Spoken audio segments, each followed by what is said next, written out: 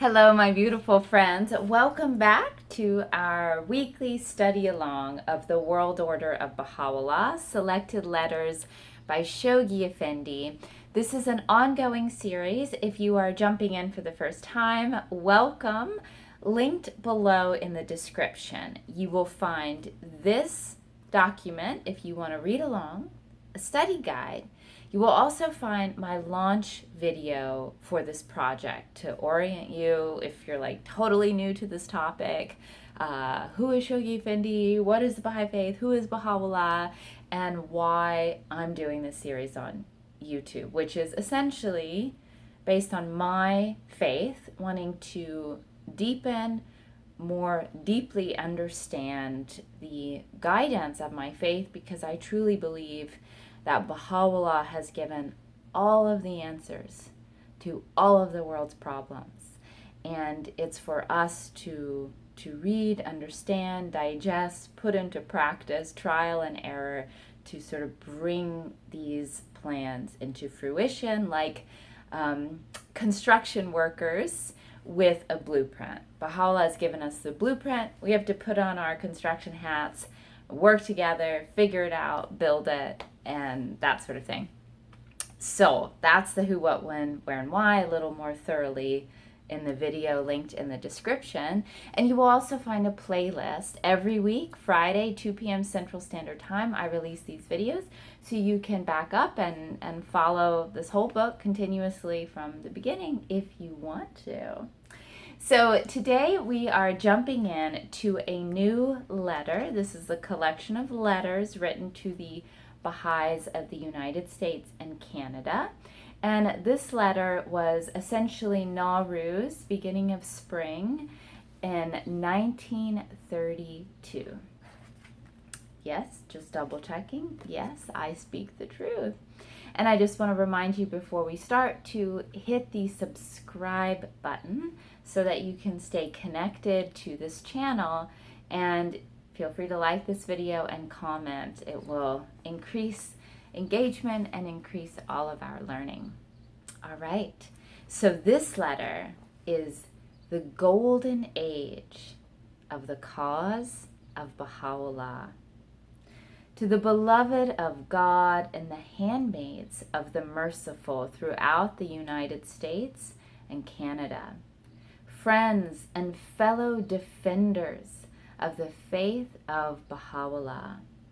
Significant as have been the changes that have lately overtaken a swiftly awakening humanity at this transitional phase of its checkered history. I love the way Shoghi Effendi writes, and I love how accurate that is. Oh, swiftly awakening humanity, this transitional phase of its checkered history, the steady consolidation of the institutions which the administrators of the faith of Baha'u'llah are in every land toiling to establish, should appear no less remarkable to even those who are as yet imperfectly acquainted with the obstacles that they have had to surmount, or the meager resources on which they could rely.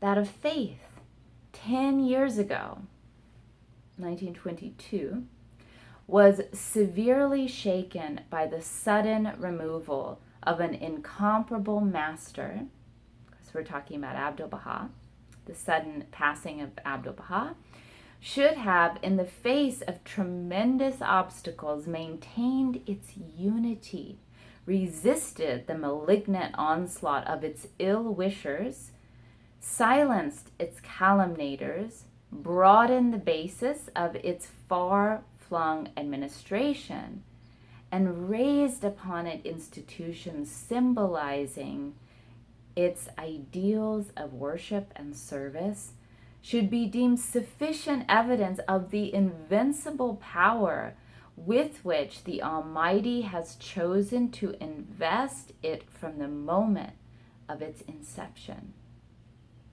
That the cause associated with the name of Baha'u'llah feeds itself upon those hidden springs of celestial strength, which no force of human personality, whatever its glamour, can replace. That its reliance is solely upon the mystic source with which no worldly advantage, be it wealth, fame, or learning, can compare.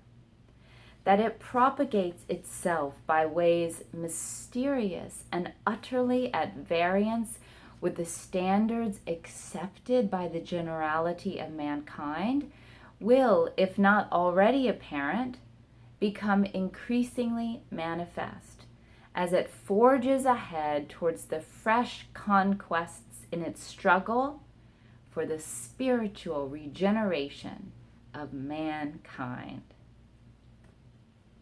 The spiritual regeneration of mankind.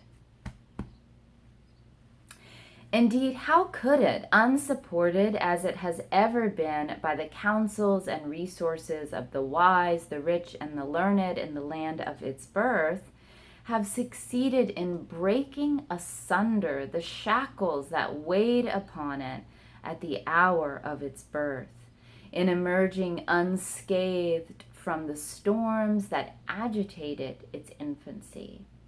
Had not its animating breath been quickened by that spirit which is born of God, and on which all success, wherever and however it be sought, must ultimately depend? Is it not necessary for me to recall, even in their briefest outline, the heart-rending details of that appalling tragedy which marked the birth pangs of our beloved faith, enacted in a land notorious for its unrestrained fanaticism, its crass ignorance, its unbridled cruelty? Nor do I need to expatiate. I practiced this before I recorded. Expatiate. I know what it means. Okay. Nor do I need to expatiate on the valor, the sublime fortitude that defied the cruel torture mongers of that race, or stress the number or emphasize the purity of the lives of those who died willingly that their cause might live and prosper. Nor is it necessary to dwell upon the indignation with which those atrocities evoked and the feelings of unqualified admiration that surged in the breasts of countless men and women in regions remote from the scene of those indescribable cruelties.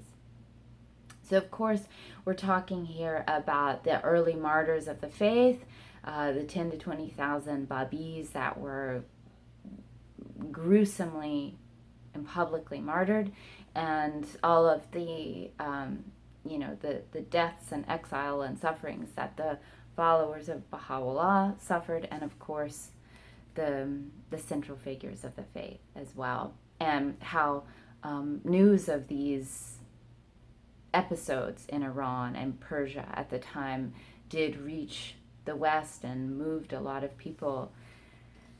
That is what I understand he is talking about. Suffice it to say that upon these heroes of Baha'u'llah's native land was bestowed the inestimable privilege of sealing with their lifeblood the early triumphs of their cherished faith and of paving the way for its approaching victory.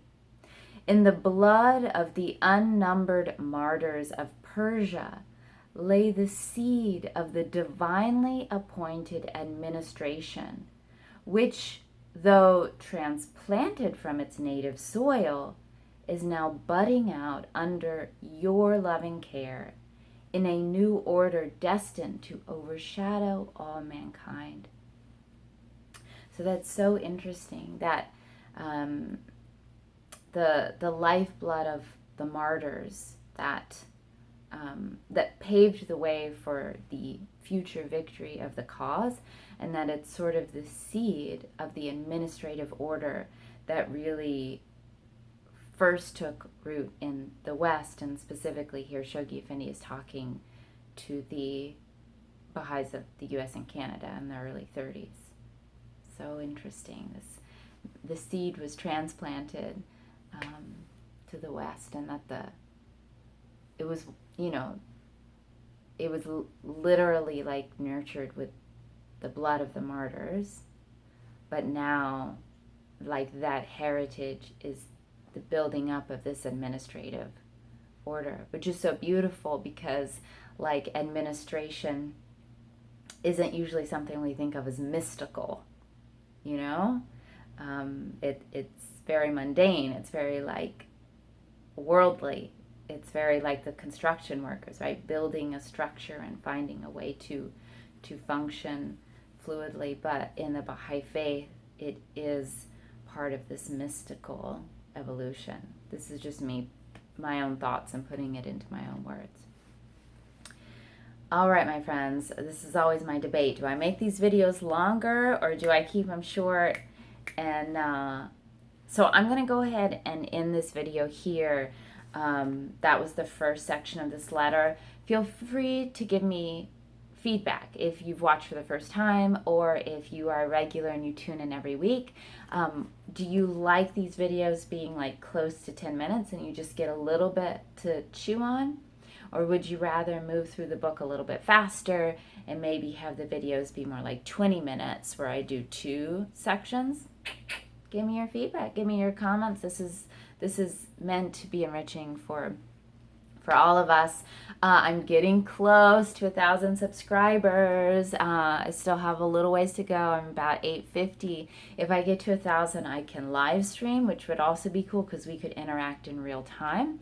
So tell all your friends, send my channel to your community and say, hey, subscribe to this girl's channel, and then we can live stream because that would be really fun.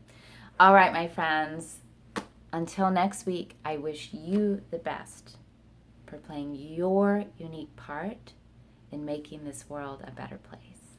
I'll catch you next time.